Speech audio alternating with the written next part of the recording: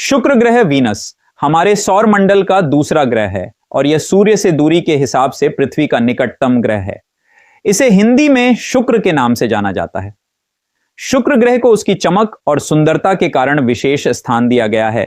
इसे संध्या तारा और भोर का तारा भी कहा जाता है, क्योंकि यह सूर्यास्त के बाद और सूर्योदय से पहले आकाश में चमकता है।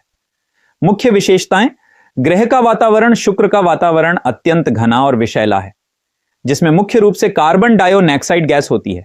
इसके अलावा यहां सल्फ्यूरिक एसिड, गंधक के अम्ल के बादल भी पाए जाते हैं।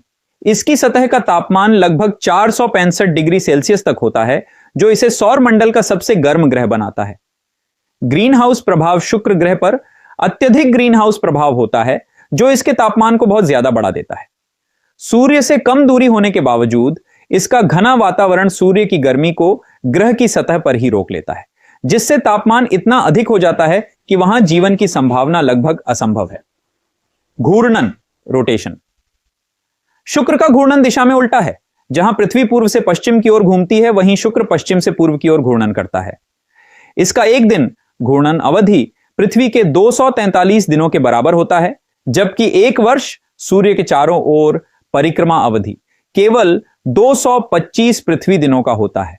इसका मतलब है कि शुक्र पर एक दिन इसके एक साल से भी लंबा होता है।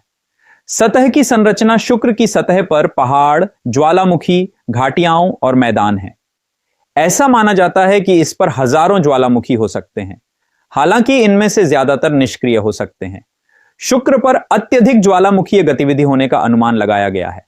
समानता और निकटता से पृथ्वी का जुड़वां आकार, घनत्व और संरचना में शुक्र ग्रह पृथ्वी से काफी मिलता जुलता है, इसलिए इसे पृथ्वी का जुड़वां ग्रह भी कहा जाता है। फिर भी इसका वातावरण और सतह की स्थितियां पूरी तरह से पृथ्वी से भिन्न हैं। खगोल शास्त्र और इतिहास: प्राचीन काल से शुक्र ग्रह का अध्ययन किया गया है। विभिन्न सभ्यताओं ने इसे प्रेम और सुंदरता का प्रतीक माना। भारतीय पौराणिक कथाओं में शुक्र को नवग्रहों में से एक के रूप में पूजा जाता है और यह देवताओं के गुरु शुक्राचार्य से जुड़ा हुआ है। शुक्र ग्रह के अध्ययन से वैज्ञानिकों को पृथ्वी की जलवायु और अन्य ग्रहों के वातावरण को समझने में भी मदद मिलती है। आधुनिक अंतरिक्ष एजेंसियां जैसे नासा और इसरो